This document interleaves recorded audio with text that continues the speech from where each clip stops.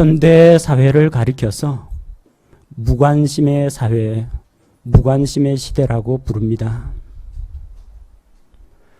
보통 신문에서 신문 기사가 나면은 대형 사건 사고들이 일어납니다. 배가 침몰해서 수백 명이 죽습니다.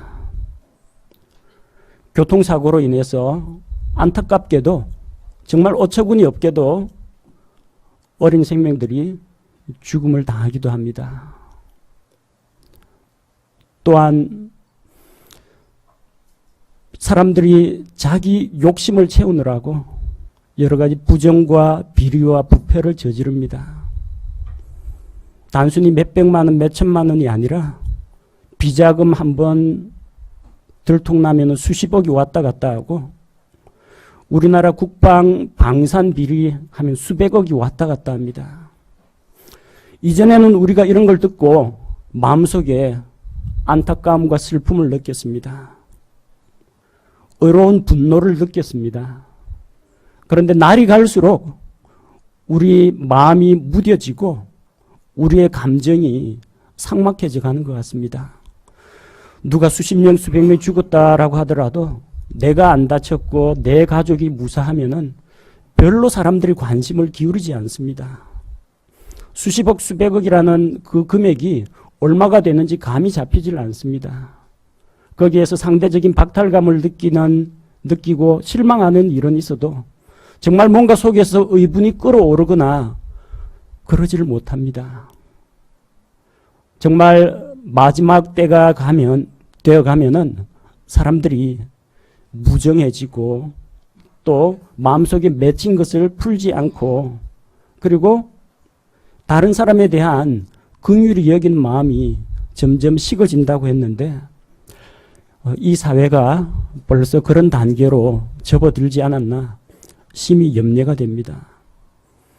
더 심각한 문제가 있습니다. 하나님의 진리의 말씀이 선포가 되어도 사람들이 반응이 없습니다. 예수님께서 비유로 말씀하셨습니다. 유대인 아이들이 장터에서 결혼식 놀이, 장례식 놀이를 하면서 한쪽에서 피리를 불면 다른 쪽에서는 춤을 춰야 됩니다. 한쪽에서 아이고 아이고 하고 곡을 하면 다른 쪽에서 애통해야 합니다. 그런데 피리를 불어도 반응이 없고 애곡을 해도 반응이 없다는 겁니다. 침례자 요한이 와서 회개하라! 회개하라! 회개의 침례를 선포하고 그들의 죄로 인해서 안타까워하면서 금식하고 이러면 저 사람 마귀 들렸다 비난을 합니다. 예수님께서 오셔서 죄인들을 영접하시고 세리와 죄인들을 불러서 잔치를 베푸시면 봐라 먹기를 탐하고 포도즙을 즐기는 자다. 그러면서 예수님을 비난합니다. 금식을 해도 비난을 하고 잔치를 해도 비난을 합니다. 어느 장단에 춤을 춰야 됩니까? 이런 안타까운 현실이 오늘날 우리 사회 이 시대에도 동일하게 일어나고 있다는 겁니다. 강단에서 진리의 말씀이 선포가 되고 죄에 대해서 심판에 대해서 지옥 형벌에 대해서 이야기하더라도 사람들이 감각이 없습니다. 반응을 보이지 않습니다. 마치 먼 나라 이야기나 동화책에 나오는 이야기로 착각하고 있습니다. 그런 현실을 볼 때마다 참 안타까운 마음이 듭니다. 가끔 설교를 마치면 우리 성도님들 가운데 몇 분이 제게 이야기를 합니다. 은혜 많이 받았습니다. 그런 분도 있고 마음에 찔림이 되었습니다. 그런 분도 있고 도전이 많이 되었습니다. 어떤 식으로든 반응을 보입니다. 그러면 그날은 제가 참 기분이 좋습니다. 설교 잘했구나 해서 기분이 좋은 게 아닙니다. 하나님의 말씀이 살아있구나. 하나님의 말씀에 능력이 있구나. 그걸로 인해서 그렇게 기분이 좋습니다. 또 찔렸다라든지 감사하다라든지 은혜가 되었다든지 하면은 이분은 영적으로 살아있는 분이구나. 변화가 있겠구나. 그런 걸 생각할 때마다 마음에 기쁨이 됩니다. 강단에서 말씀을 선포할 때 말씀을 선포하는 자에게 책임이 따릅니다. 선포자는 성경의 진리에 근거해서 바른 말씀을 전해야 됩니다. 거짓 교리를 가르치면 안 됩니다. 사람들을 올가매어 가지고 자기 수하로 만들려고 사람들이 듣기 좋은 말 해주고 사람들 비유를 맞추는 말을 하면 안 됩니다. 하나님께서 말하라고 하신 것만 이야기해야 됩니다. 이게 설교자의 엄중한 부담입니다. 사람을 두려워하지 말고 하나님께서 시키신 것만 전달해야 됩니다. 이게 설교자의 자세입니다. 듣는 자에게 동일한 책임이 따릅니다. 그 말씀을 하나님의 말씀으로 받아야 됩니다. 말씀을 받고 생각과 태도와 행동이 변화가 돼야 합니다. 바른 진리를 알고 바른 교리에 기초해야만 그리스도인의 선한 간증이 나올 수가 있습니다. 진리는 무시하고 착하게 살기, 바르게 살기, 덕을 세우기 위해 사는 것, 이거는 종교 행위입니다. 그럴 거면 차라리 절에 다니면서 심신수양하는 것이 훨씬 더 나을 겁니다. 여러분 여기 종교 생활하러 오신 거 아닙니다. 신앙생활하러 온 것입니다. 올바른 그리스도인의 삶은 올바른 진리의 지식 가운데서 나옵니다. 그러자면 말씀을 들어야 하고 말씀을 듣고 찔림을 받아야 한다는 것입니다. 한 편의 설교를 통해서 이 100명이 넘는 사람들의 필요를 다 채워줄 수가 없습니다. 하지만 목사는 교회 성도들의 필요가 무엇인지를 고려해서 주제를 선정하고 해당되는 본문 말씀을 정하고 그 말씀을 연구해서 강론하게 됩니다. 그러면은 나머지는 성령 하나님께서 사람들 마음에 감동을 주시거나 찔림을 주십니다. 그리고 각 사람이 자기가 이해하고 받아들인 만큼 그 말씀을 따라서 삶이 변화가 되어야 합니다. 어떤 때는 제가 선포한 말씀의 주요 핵심 메시지가 아닌 간단히 사례 예화를 든 것에서 감동을 받거나 찔림을 받는 분이 있습니다. 저는 그렇게 되리라고는 생각도 못했습니다. 그러나 만약 그것이 성경 말씀에 기초한 건전한 깨달음이라면 성령님께서 주신 것입니다. 그 부분에서 은혜 받고 감사하시면 됩니다. 혹은 그 부분에서 찔림을 받고 돌이키시면 됩니다. 말씀을 듣고 기쁘다, 축복이 된다, 감사하다는 분이 있습니다. 그 말씀을 누리십시오. 바로 그분에게 주신 하나님의 은혜의 메시지입니다. 혹은 말씀을 통해서 자신의 연약하고 부족한 모습을 발견하는 분들도 있습니다. 연약하고 부족한 모습을 발견하고 나서 사람들 반응은 달라질 수가 있습니다. 자신의 잘못과 부족한 것을 깨닫고 거기서 회개하고 돌이키는 사람이 있습니다. 복된 삶입니다. 회개할 때 하나님께서 복을 주십니다. 자신이 이렇게 부족한데 그래도 하나님이 변함없이 사랑하신다니까 그게 너무나 감사한 그런 분도 있습니다.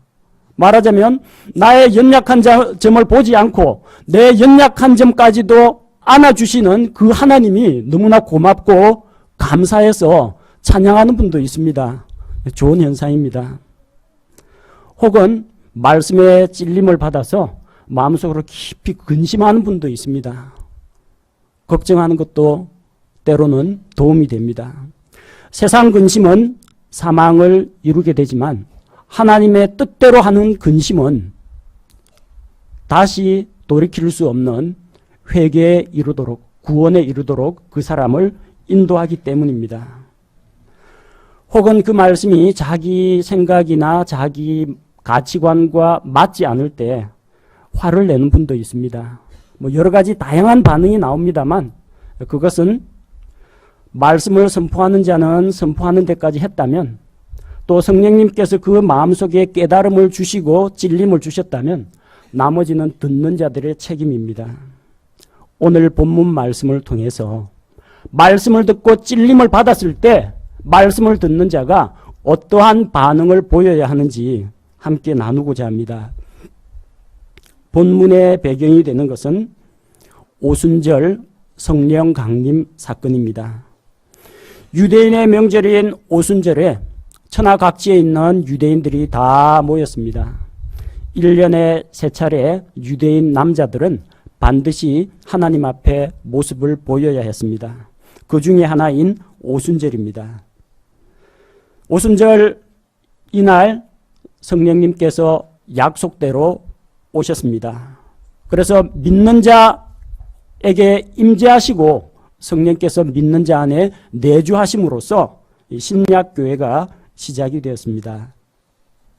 그때 베드로가 11사도와 함께 서서 소리 높여서 하나님의 말씀을 선포했습니다. 베드로가 선포한 말씀의 내용은 15절에서 21절 말씀에 보면은 이 사람들이 성령님을 통해서 각기 다른 언어로 외국어로 말을 하니까 사람들이 조롱했습니다. 그런데 이 사람들은 지금 술에 취해가지고 횡설수설하는 것이 아니고 대언자 요엘이 대언한 바와 같이 하나님께서 자신의 영을 부어주셨기 때문에 다른 언어로 말할 수 있는 능력을 받은 것입니다.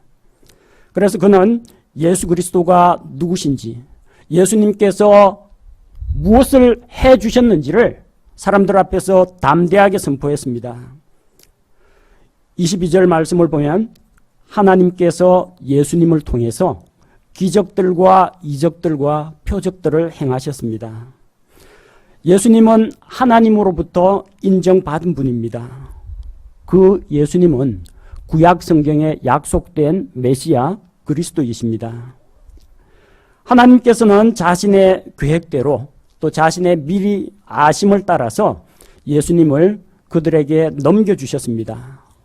우리에게 자기의 아들을 화해 헌물로 희생 헌물로 하나님께서 내어주셨습니다. 유대인들은 예수님을 십자가에 못 박아 죽였지만 하나님께서는 십자가에 못 박히신 예수 그리스도를 바로 구세주로 세우셨습니다. 그리스도로 세우셨습니다.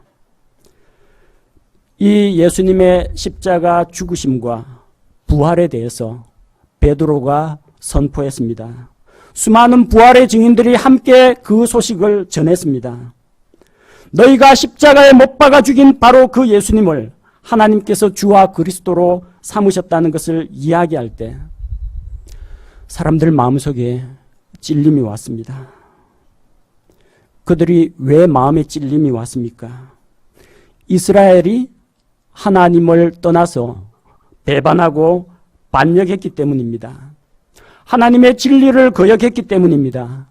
하나님께서 거저 주시는 그분의 은혜를 거부했기 때문입니다.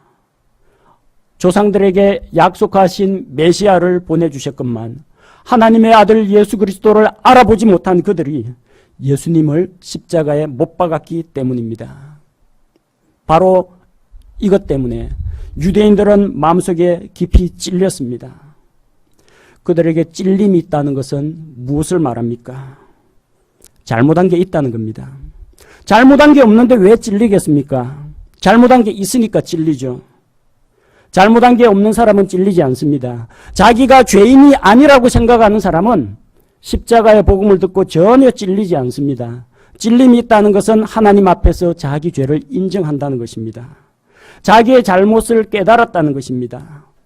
그것은 아직 양심이 살아있다는 이야기입니다. 영적인 분별력이 살아있다는 이야기입니다. 죽은 시체 바늘로 찔러 보십시오. 반응을 하나? 꼼짝도 안 합니다. 아픈 것도 모릅니다. 살아있는 사람은 조그마한 가시만 손가락에 박혀도 아픈 것을 느낍니다. 그게 정상입니다. 가시가 박힌 상황은 기뻐할 만한 상황은 아닙니다. 하지만 가시에 찔려서 내가 아프다는 것은 내 감각과 내 신경이 살아있다는 이야기입니다. 그래서 언제든지 가시를 빼낼 수가 있다는 이야기이고 돌이킬 수 있는 기회가 남아있다는 것을 이야기합니다. 말씀을 듣고 찔려야 합니다. 말씀을 듣고도 찔림이 없다면 뭔가 문제가 있는 사람입니다. 말씀을 듣고 그들은 어떤 반응을 보였습니까? 예수 십자가 죽음 부활이 뭐 중요하냐? 그래서 어쨌다고? 그거 알아서 뭐하게? 그런 식으로 이야기하지 않았습니다. 메시아를 보내주겠다는 하나님의 약속이 중요하지 않습니까? 예수 그리스도의 십자가 죽음과 부활의 교리가 중요하지 않습니까? 이 진리가 죽은 자를 살립니다. 지옥 갈 혼을 구원합니다. 육신에 속한 자를 영적으로 성장시킵니다. 그런데 이게 중요하지 않습니까? 예수 십자가 죽음 부활 그래서 어쨌다고? 그게 뭐 필요한데? 우리는 그냥 모세의 율법 착실하게 지키고 이웃끼리 서로 돕고 살면서 좋게 선을 행하고 덕을 세우며 살면 되지 않느냐. 그런 사람을 가리켜서 율법주의자, 종교인이라고 부릅니다. 그런 사람은 거듭난 사람이 아닙니다. 신앙인이 아닙니다. 자기의 행위를 가지고 하나님을 만족시키려고 나아오는 자는 종교놀이를 하고 있는 자지 성경신자는 아니라는 것입니다. 우리는 바로 알고 바로 믿어야 합니다. 가장 기본이 되는 예수 그리스도의 십자가 죽음과 부활을 알지 못하면 그리스도인의 성장이나 그리스도인의 성품, 열매 맺는 삶 기대할 수 없습니다. 나는 이미 구원받았으니까 괜찮다. 그러는 분들, 구원받은 이후의 삶은 어떻게 살아가시렵니까?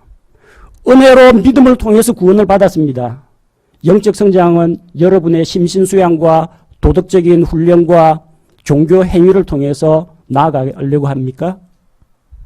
하나님의 성령으로 시작했다가 이제 다시 육체로 돌아가려고 합니까? 갈라디아 교인처럼 잘못된 것입니다. 구원을 은혜로 받았다면 영적으로 성장하는 그리스도인 삶도 하나님의 진리 가운데에서 하나님의 은혜의 도우심을 힘입어서 말씀의 순종함으로 우리가 영적으로 성장해 나가는 것입니다. 올바른 진리의 말씀을 바로 듣고 바로 깨닫고 찔림을 받고 변화를 받을 때만 그때에만 그리스도인의 온전한 성품의 열매를 맺을 수가 있습니다. 단순히 서로 챙겨주고 위하고 사랑을 베풀고 관심을 보이고 그럴 거면 그냥 자선단체 가서 봉사활동 하시는 게 훨씬 낫습니다. 그러나 우리의 신앙생활은 종교놀이가 아닙니다. 우리의 신앙생활은 우리의 의로운 행위로 하나님을 감동시키는 것이 아닙니다. 먼저 우리 속사람이 진리의 말씀에 기초해서 변화될 때 우리 인격과 삶이 변화될 수가 있습니다. 베드로가 전하는 진리의 말씀, 십자가 죽음과 부활, 예수 그리스도에 대한 예언의 말씀, 그리고 책망의 말, 이것을 들을 때 그들은 크게 찔림이 되었습니다. 그들은 진리의 말씀을 선포하는 베드로의 입을 틀어막지 않았습니다. 자기들을 찌르는 소리가 듣기 싫다고 귀를 틀어막지 않았습니다. 베드로가 자기들을 겨냥해서 예수님을 십자가에 넘겨준 자기들을 겨냥해서 설교한다고 그를 비난하지 않았습니다. 그들의 반응이 무엇입니까? 37절에 사람들아 형제들아 우리가 어찌할까? 이런 마음이 있어야 합니다. 말씀에 찔림이 되었을 때 오 하나님 제가 어찌하면 좋겠습니까?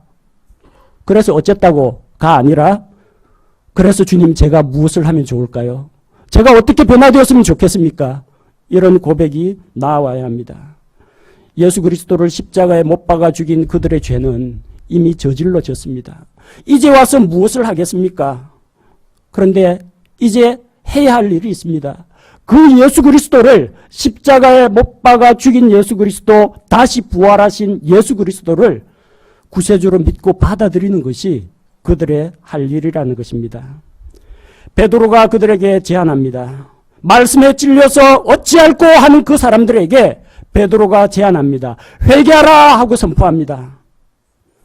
자기들의 죄를 미워하고 그 죄로 인해서 슬퍼해야 한다는 것입니다. 죄에서 돌이켜서 하나님께로 돌아가야 한다는 메시지입니다.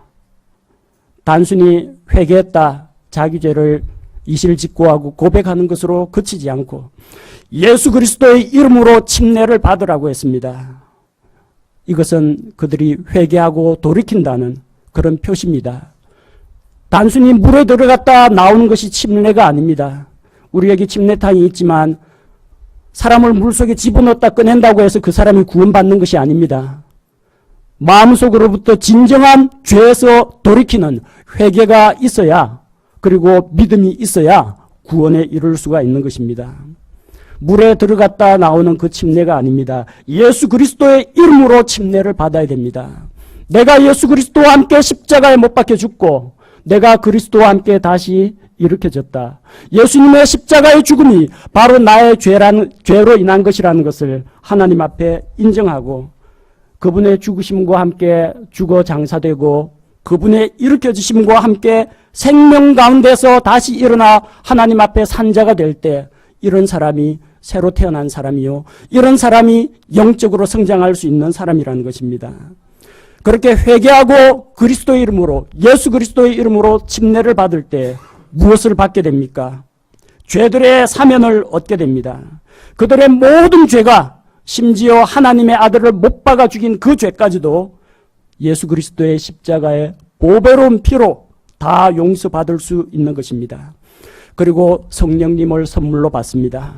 성령님께서 들어오셔서 믿는 자 안에서 내주하십니다. 이전에는 죄와 저주 아래 있었지만 이제 성령님께서 들어오셔서 그 안에서 그 사람을 변화시켜 새 사람이 되게 하시고 그로 하여금 죄의 사슬을 끊고 하나님께 순종하는 사람으로 만들어주시며 그 속에서 예수 그리스도의 성품이 열매로 맺혀서 삶 가운데 간증으로 드러나도록 도와주시는 것입니다. 그렇게 할 때 40절 말씀처럼 이 패역한 세대로부터 너희 자신을 구원하라고 했습니다. 누가 이런 축복을 받을 수 있습니까? 말씀을 듣고 찔림을 받아야 됩니다. 말씀을 들었는데 아무 생각이 없다, 뭔 말인지 하나도 모르겠다, 설교가 하나도 귀에 안 들어온다. 그러면 변화는 있을 수가 없습니다. 앞에서 저 혼자만 목청 올리고 핏대 세우는 것이고 들을 귀가 없는 자에게는 이 말씀이 효력이 없습니다. 말씀은 순종하는 마음으로 듣는 자에게 변화를 가져다 줍니다. 구약시대 수많은 대언자들이 왕과 백성들 앞에서 말씀을 선포했습니다. 그 가운데서 회개하고 돌이킨 자는 하나님의 긍휼과 은혜를 입었습니다. 그렇지 않았던 자들, 말씀을 듣고 말씀을 거역하고 반대했던 그런 자들은 결국은 모두 멸망의 길로 가고 말았다는 것입니다. 말씀을 읽다가 찔려 보신 적이 있습니까?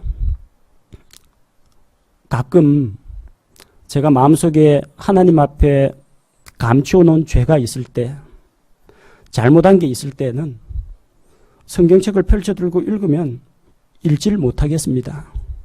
전에 읽을 때는 안 그랬는데 꼭 그때만 되면 그게 눈에 들어와가지고 마음에 찔림이 되는 경우가 있습니다. 이전에는 기독교 방송 텔레비전이나 라디오 틀어놔도 별로 그냥 지나가는 소리로 들었는데 이상하게 제가 잘못한 것 있을 때마다 이게 꼭 나한테 하는 말씀인 것처럼 찌르는 그런 경우가 있습니다. 아마 여러분도 성경 읽다가 성경 공부하다가 설교 듣다가 그런 경험이 있으실 겁니다. 하나님의 말씀을 들을 때 사람이 찔림을 받습니다. 왜 찔림을 받습니까? 목사가 감동적으로 설교를 했어요? 아닙니다. 하나님의 말씀이 사람을 찌르기 때문입니다. 그게 정답입니다. 제가 아니고요. 하나님의 말씀이 그 사람을 찌른다고 성경은 기록하고 있습니다. 말씀은 예리한 검과 같습니다. 상하고 부패한 것을 자르고 도려냅니다. 히브리서 4장 12절에 하나님의 말씀은 살아있고 권능이 있으며 양날 달린 어떤 검보다도 예리하여 혼과 영과 및 관절과 골수를 찔러 둘로 나누기까지 하고 또 마음의 생각과 의도를 분별하는 분이시니 하나님의 말씀은 혼과 영과 관절과 골수도 찌릅니다. 찌르면 아프죠. 그래도 찌릅니다. 그게 하나님의 말씀의 기능이기 때문에 그렇습니다. 성경에서 말씀들은 가시채와 같다고 했습니다. 가시채가 뭐냐면요. 그 유대 지방에서 소를 가지고 밭을 갈 때 소가 앞으로 안 가거나 삐딱한 방향으로 가면요, 기다란 장대 끝에 그 못 같은 걸 박아가지고 가시를 박아 놓습니다. 그래서 쿡쿡쿡 소를 뒤에서 쟁기 잡고 찌릅니다. 그럼 소가 아프니까 말을 듣습니다. 그게 가시채입니다. 전도서 12장 11절에는 지혜로운 자들의 말씀들은 가시채들 같고 지폐의 스승들이 굳게 박은 못들 같으니 이것들은 한 목자께서 주신 것이니라. 한 목자가 되시는 하나님, 그 하나님의 말씀, 지혜로우신 하나님의 말씀들은 가시채와 같습니다. 말씀 자체가 뾰족한 끝이 있어서 찌르도록 되어 있습니다. 설교자가 찌르는 거 아닙니다. 말씀이 찌르는 겁니다. 하나님의 말씀은 가시채와 같아서 우리가 삐딱한 길로 갈 때 찌릅니다. 앞으로 나아가야 하는데 나아가지 않을 때, 믿음의 결단을 내려야 하는데 우물쭈물하고 있을 때 인정사정 없이 찌릅니다. 그게 하나님의 말씀의 능력입니다. 또한 하나님의 말씀은 쇠망치와 같습니다. 예레미야 23장 29절에서 주가 말하노라 내 말이 불같지 아니하냐, 바위를 산산조각 부수는 쇠망치 같지 아니하냐. 쇠망치는요, 우리 교회 저기 연장 창고에 있는 요만한 이거 못 박는 이 망치가 아니고요, 채석장에서 돌 깨는 해머를 이야기합니다. 그게 쇠망치입니다. 바위를 산산조각 부수는 쇠망치, 해머를 이야기합니다. 하나님의 말씀이 우리의 아둔하고 미련한 돌머리를 깨주시기를 원합니다. 하나님의 말씀이 꽁꽁 얼어붙어 있고 완악한 우리의 딱딱한 마음을 부서뜨려 주시기를 원합니다. 여러분, 혹시 길 지나가다가 공사장 벽돌 떨어지는 거 맞아보신 적이 있습니까? 학교 운동장 지나다가 날아온 야구공 맞아본 적이 있습니까? 머리가 띵하죠. 한순간 정신이 멍해집니다. 얼얼합니다. 하나님의 말씀에 의해서 망치로 뒤통수를 한 대 맞은 것처럼 충격을 받아야 됩니다. 그 말씀이 살아있는 말씀이라면 내가 잘 살 때에는 그 말씀이 나에게 경계의 말씀과 위로의 말씀이 되겠지만, 내가 하나님 앞에서 부족하고 나약한 모습을 보일 때, 죄 가운데 빠져 있을 때는 가시채와 같이, 검과 같이, 쇠망치와 같이 나에게 타격을 줍니다. 정신 차리라고 하나님께서 주시는 것입니다. 사람이 왜 하나님의 말씀에 찔림 받습니까? 하나님의 말씀이 이처럼 능력이 있기 때문입니다. 그래서 만약 말씀에 찔림을 받았다, 아이고 내가 이것밖에 안 되는구나, 절대 그런 생각하기에 앞서서 하나님을 찬양하십시오. 하나님의 말씀이 살아있습니다. 하나님의 말씀이 나의 숨은 죄를 발견해 내셨습니다. 하나님의 말씀이 내가 잘못하고 있는 것을 호통을 치며 채찍질을 하셨습니다. 하나님께 먼저 감사와 영광을 돌리십시오. 두 번째는 하나님의 말씀이 왜 찌릅니까? 잘못한 것이 있으니까 찔리는 거죠. 나태한 생활을 하는 사람은 잠언 6장 읽다 보면은 게으른 자에 대한 그 책망의 말씀을 읽어보고 찔립니다. 부부 사이가 좋을 땐 괜찮은데 남편하고 아내가 서로 아웅다웅 이제 다퉜다. 그때 에베소서 5장 한번 딱 읽어보십시오. 확실하게 찔립니다. 그 안 찔린다는 사람이 있으면 뭔가 감각기관이 마비된 사람입니다. 마음속으로 다른 형제 자매 비난하는 마음, 미워하는 마음, 이거 갈고리 같은 꽁하는 마음 가지고 있는데, 그때 고린도전서 13장을 한번 복용해 보십시오. 효과 딱 나옵니다.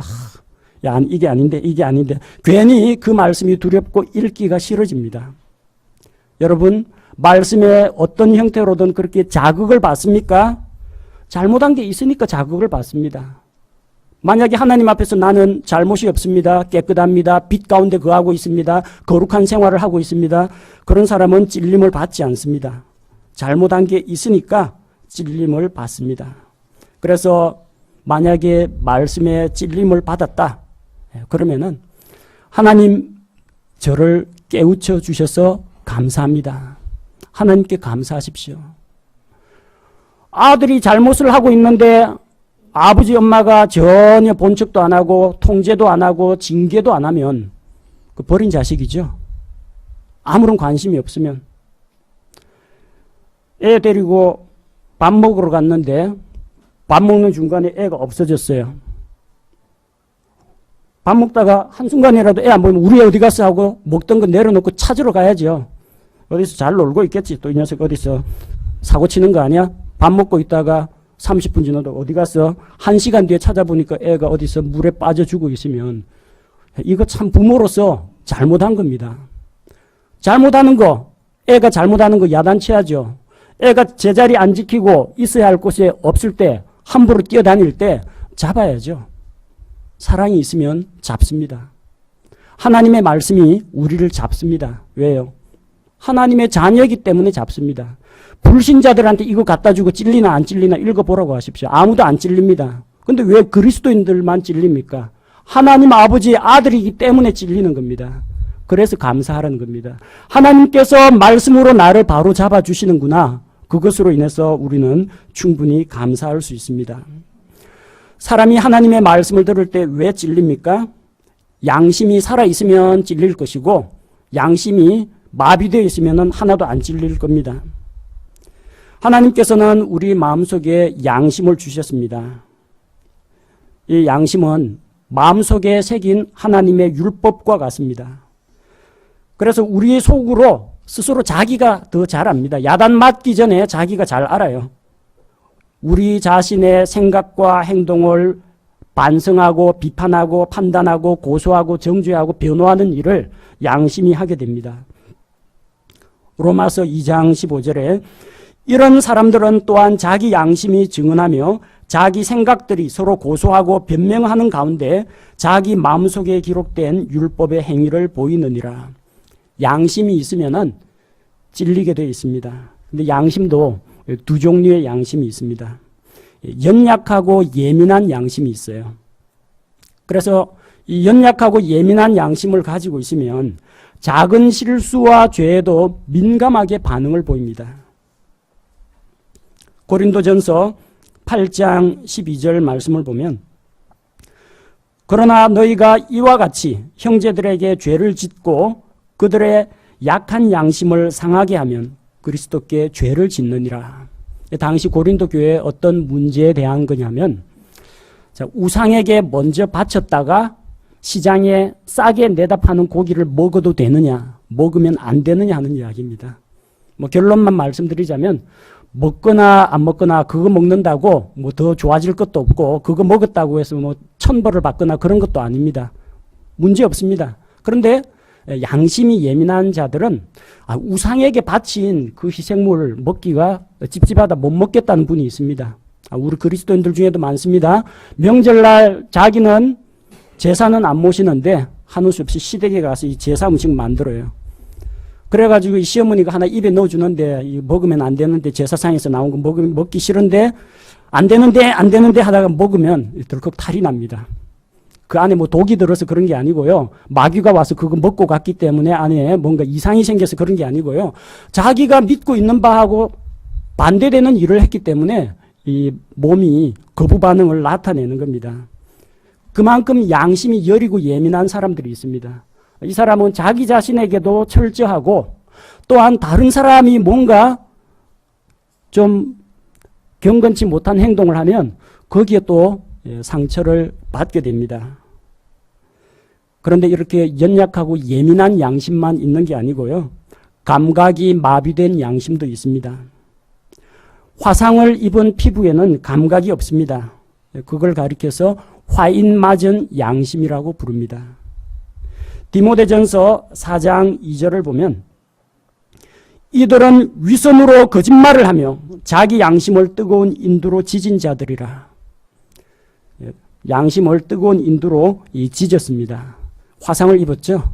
거기에는 감각세포가 죽어 있습니다. 신경이 통증을 전달해 주지를 못합니다.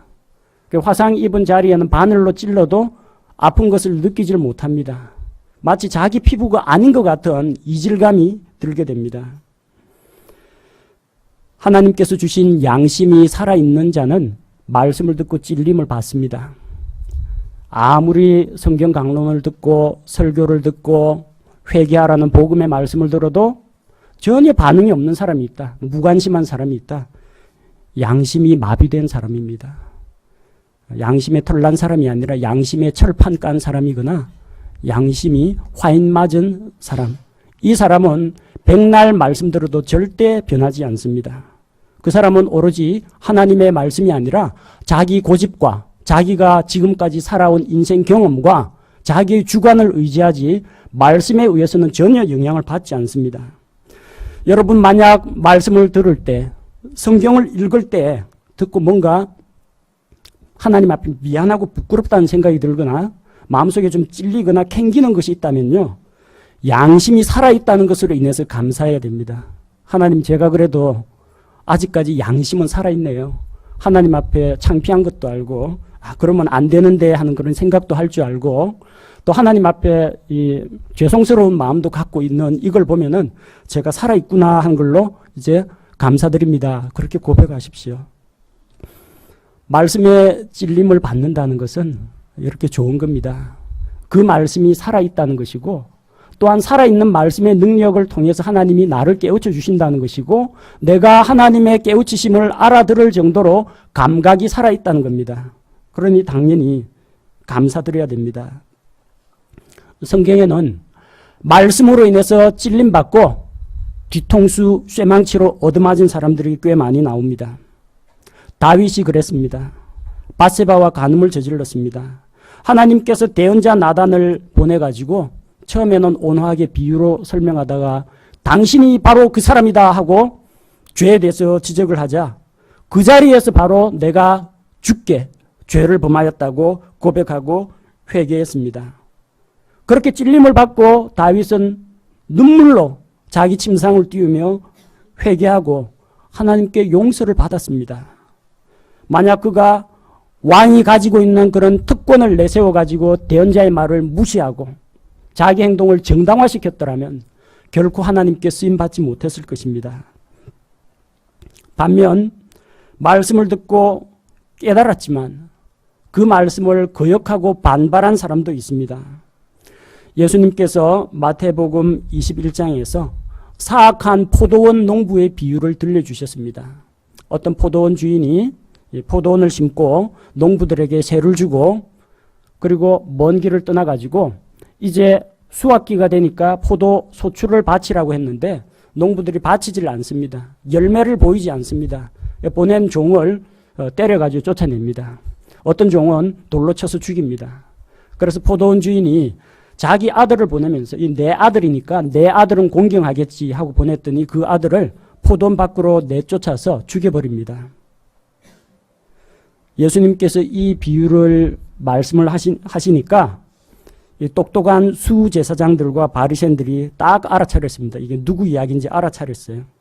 마태복음 21장 45절 46절 수제사장들과 바리새인들이 그분의 비유를 듣고는 말씀을 들었습니다.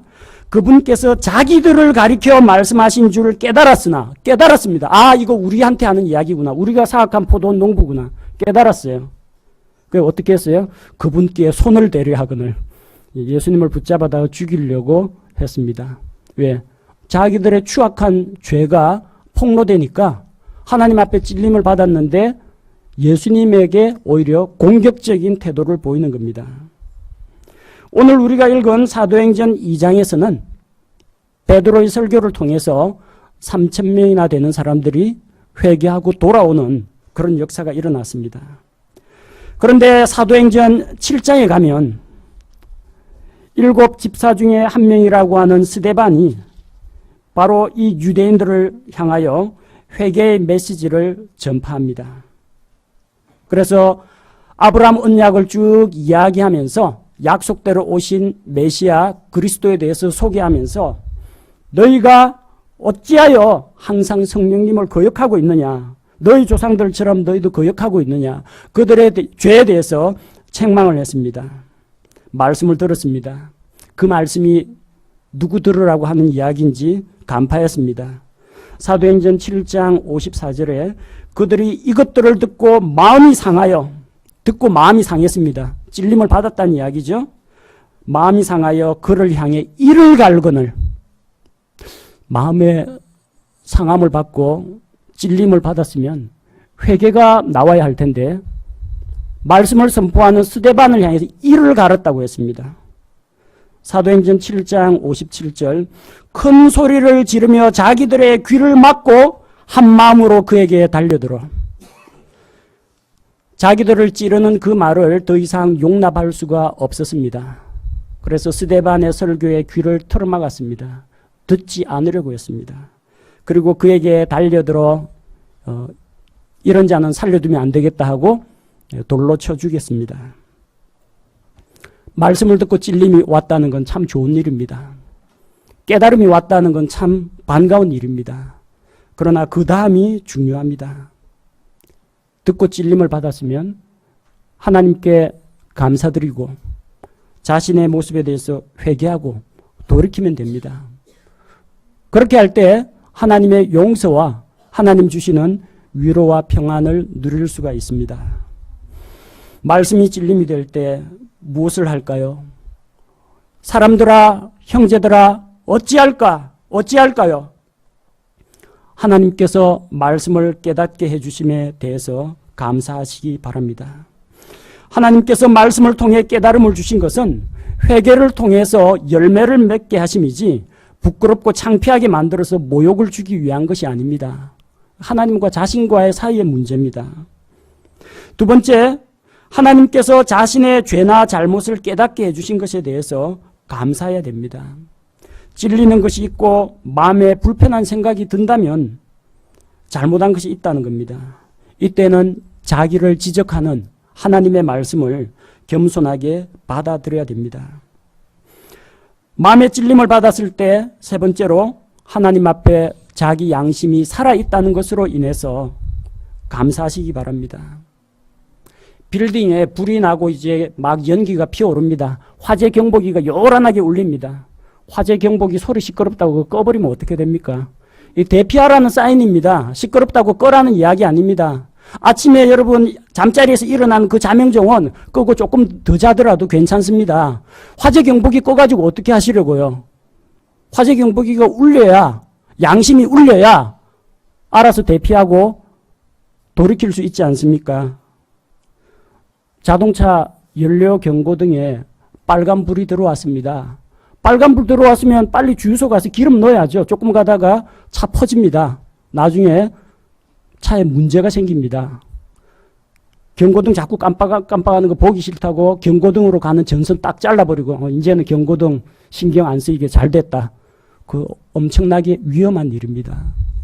하나님의 말씀이 우리에게 찔림을 준다는 것은 하나님의 마지막 경고등입니다. 화재 경보기와 같습니다. 탱크 연료 다 됐으니까 빨리 주유하라는 이야기입니다. 양심의 소리에, 양심의 기능에 여러분이 외면해서는 안 됩니다. 받아들여야 됩니다. 그리고 찔림이 있으면 회개하면 됩니다. 고린도후서 7장 10절에 하나님의 뜻대로 하는 근심은 회개를 이루어 다시 돌이킬 수 없는 구원에 이르게 하거니와 세상의 근심은 사망을 이루느니라. 죄에 대해서 책망받을 때 마음속에 걱정이 되면 하나님 앞에서 걱정되는 그 마음을 안고 기도하고 회개하고 돌이키면 구원으로 인도합니다. 말씀이 자기를 책망할 때 속은 상하지만 하나님의 말씀과 나를 비교해보고 회개할 때 돌이킴이 있는 자는 하나님의 고치심을 받을 수가 있습니다. 회개는 말로만 하는 게 아닙니다. 행동으로 나타나야 합니다. 잘못된 것이 있으면 돌이키면 됩니다. 잠언 28장 13절에서 자기 죄들을 숨기는 자는 형통하지 못하려니와 누구든지 그것들을 자백하고 버리는 자는 긍휼을 얻으리라. 여러분, 하나님은 심판하시는 하나님이시고 한편으로는 불쌍히 여기시는 하나님이십니다. 어느 거 받으시겠어요? 하나님이 여러분 앞에 심판자로 오는 게 좋습니까? 긍휼히 여기시는 긍휼의 하나님을 만나기 원하십니까? 회개하고 돌이키는 자는 하나님의 긍휼을 입습니다. 그러나 마음을 완고하게 하고 귀를 틀어막고 양심의 소리에 외면하고 하나님의 말씀을 듣지 않으려고 할 때 하나님의 징계와 하나님의 심판이 따르게 됩니다. 회개한 자는 하나님께서 받아주십니다. 회개하지 않을 때 징계가 따르게 되고 하나님께 쓰임받지 못하게 됩니다. 오순절날 베드로의 설교를 듣고 많은 사람이 말씀을 받았지만 아마 그 자리에 모인 사람은 수만 명이었을 겁니다. 그러나 3,000명의 사람은 찔림을 받아 회개하고 돌아왔습니다. 나머지 사람들은 우리는 3,000명 이외에 나머지 사람이 어찌 되었을까 생각해야 됩니다. 만약 그들이 죽을 때까지 예수 그리스도를 받아들이지 않고 자기 죄에 대해서 책망하는 이 진리의 말씀, 복음의 말씀을 받아들이지 않았다면 과연 무엇이 기다리고 있겠습니까? 양심을 콕콕 찌르는 하나님의 말씀의 소리를 외면하면 꺼지지 않는 불호수가 그들 앞에 기다리고 있다는 것입니다. 하나님의 말씀에 귀를 기울이십시오. 하나님의 말씀의 앞에서 자신을 낮추십시오. 하나님의 말씀 앞에서 찔림을 받았을 때 회개와 돌이키는 일이 일어나야 합니다. 그렇게 할 때 그 말씀을 기쁨으로 받아들이고 변화된 삶을 살아갈 수가 있습니다. 제가 기도하겠습니다.